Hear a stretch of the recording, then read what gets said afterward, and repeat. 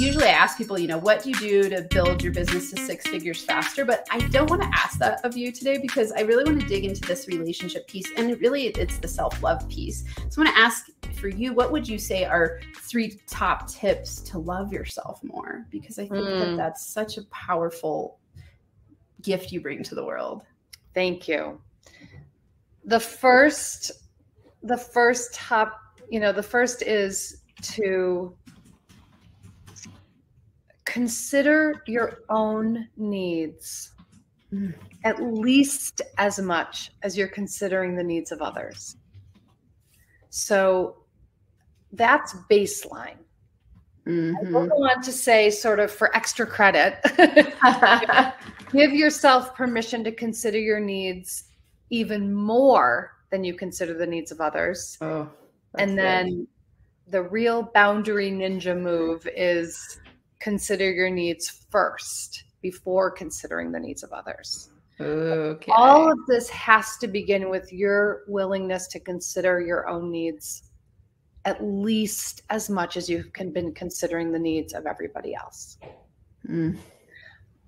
Yeah. This is big because I think that, I think part of the reason your work resonated with me so much was that piece, because I really, my first book on the journey was a codependency book. And I realized how much I put everyone else's needs first and completely abandoned myself for connection and just didn't even know what my needs were. So will you share some practical wisdom in terms of what do you do to consider your own needs first? Like, what does that look like? Yes. So practically, this begins with reorienting your attention toward yourself instead of others. So instead of living an other referenced life, this is about living a self-referenced life. And the easiest way to begin, funny enough, is to notice whenever you find yourself in, and you can hear yourself thinking, what do they think? What do they need? What do they want? What do they feel? To immediately turn it around to, what do I think? What do I need? What do I feel? What do I want? And at least begin becoming familiar with the language of your own needs. And alongside of this, and sort of still in answering your question, that was really sort of like the second piece. And another piece is really, I look at self-love, self-care, and selfishness as being 3 sisters whose job it is to support you in honoring yourself. Wow. So I am on my soapbox about reclaiming selfish. It is not a bad word. And I also believe that in the context of selfishness, when you are really putting attention on what you need and doing what you need, if guilt arises, it's because it's so unfamiliar, and it really is an indicator that you're on the right track. So guilt in this context means you're doing what you need to be doing for you.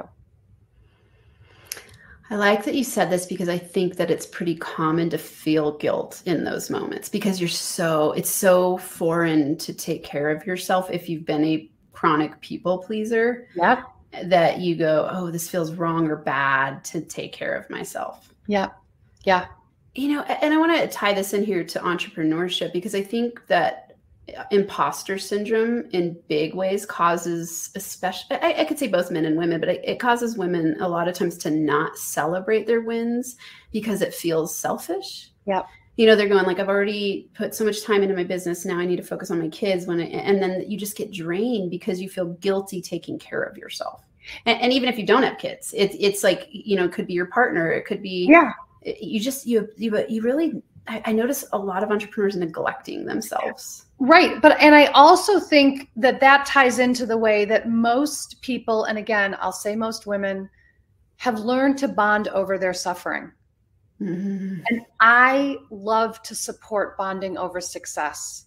Wow. And I believe every single person needs someone in their life who they can go to and like full on open up, brag, whatever you want to call it, but like full on celebrate yourself with someone else to witness you. Oh, okay. I'm giving a shameless plug here, everyone. NFA Money Mamas is your place to do that. We have like such a beautiful community of entrepreneurial women who come together and support each other, challenge each other. And like every week, Friday, we celebrate our wins. And it's like, and I love to make a big deal of my wins because I have a chronic history of undervaluing myself and not celebrating myself. Right. And it's like, hey, you gotta, you know, just like Nancy's saying in these first two, and I know you actually said so many more than two already, but we're going to say another one anyway, considering your own needs and learning how to do that.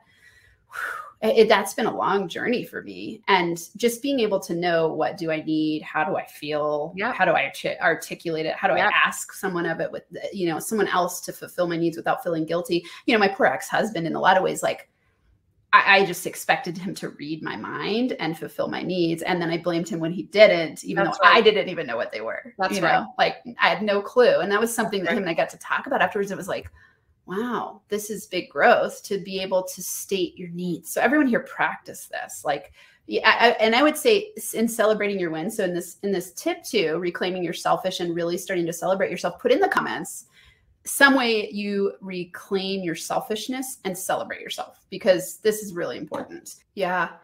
Will you share what's coming up in my mind is this thought of what makes it so hard for people to do that? Yeah. I mean, I think it's as simple as we have not been taught to do it, and we've not been rewarded for it. And in fact, we've been punished for it in some regard. Yeah. We are constantly getting some kind of message of don't be too big for your britches. It's not ladylike to brag, you know, some version of you're too much, you're too this, you're too that, you're too loud, you're too. Yeah. And so we start, you know. Yeah. Yeah. How can we, I would say, and I know this isn't it's like one thing you can do to fix this problem. To me, it's reading books, journaling, meditating. It's a daily interaction with yourself. It is. And, you know, that would be sort of my third thing is this self-connection. Some practice, a non-negotiable practice of self-connection.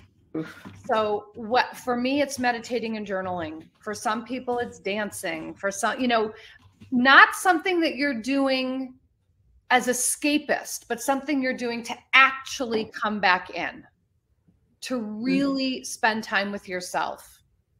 And that was another reason why putting this journal out was so important to me, because my journaling has saved my life. I mean, you know. Me too. So, I mean, it's been so important for me. So it was really something that I wanted to put out there. But I do believe that a really strong self-connected practice, daily ritual, non-negotiable, boundaries around that time for yourself are essential. Okay. Everyone here, this is like, if I could, sometimes I just want to like, implant into people's brains these tips, because we make it so much harder than it needs to be.